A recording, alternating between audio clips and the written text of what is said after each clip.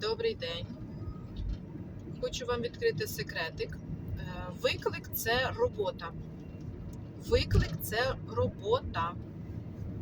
Навіть якщо в якому плані це робота?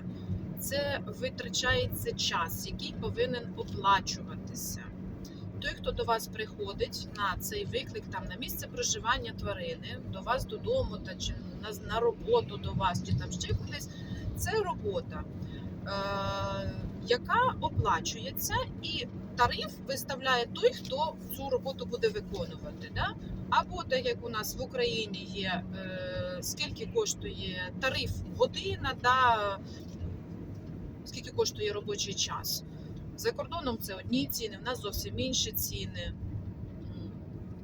Але це робота, яка оплачується. Якщо вам не підходить ціна, ви шукайте іншого спеціаліста, який до вас прийде.